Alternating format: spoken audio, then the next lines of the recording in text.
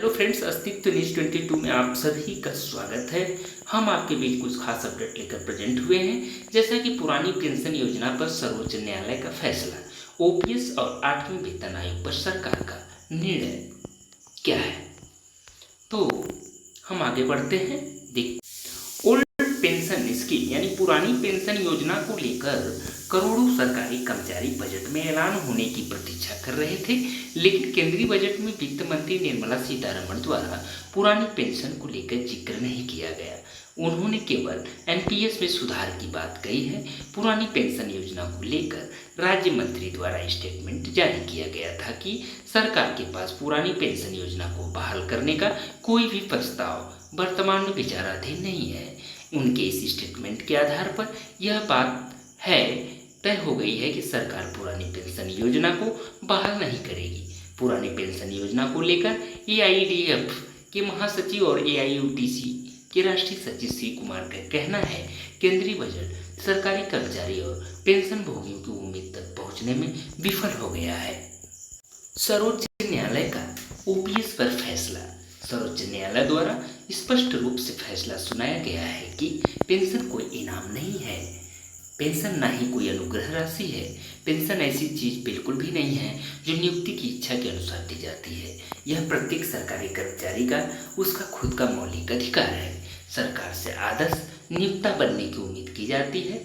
सरकार द्वारा supreme court द्वारा दिए गए इस फैसले का भी सम्मान नहीं कर रही है।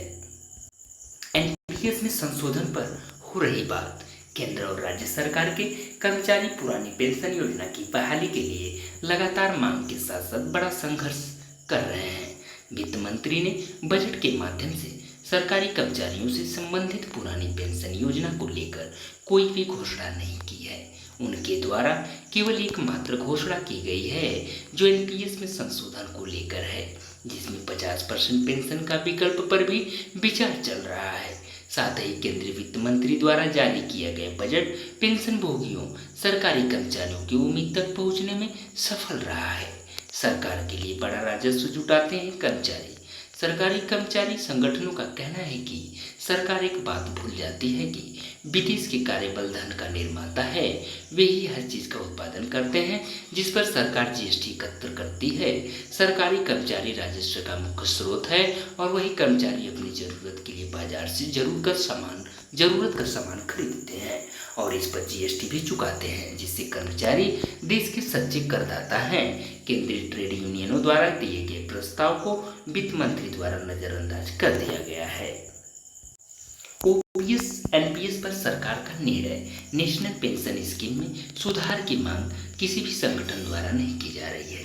सभी कर्मचारी केवल पुरानी पेंशन योजना बहाल करने की मांग कर रहे हैं। नेशनल पेंशन स्कीम के अंतर्गत वह किसी भी तरह का सुधार नहीं चाहते हैं, लेकिन सरकार द्वारा नेशनल पेंशन स्कीम में सुधार करके 50% पेंशन पर ही विचार किया जा रहा है।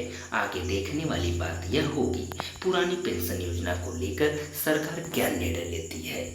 तो ये रहा ओपीएस और एनपीएस में सुप्रीम कोर्ट का आदेश का कॉपी। दोस्तों, ये सूचना मात्र इंटरनेट के माध्यम से मिला हुआ हम आप तक प्रेषित कर पा रहे हैं। कृपया इसकी पुष्टि के लिए आप सभी लोग ऑफिशियल वेबसाइट पर जाकर जांच अवश्य करिएगा। बहुत बहुत धन्यवाद। Thank you so much friends, all of you.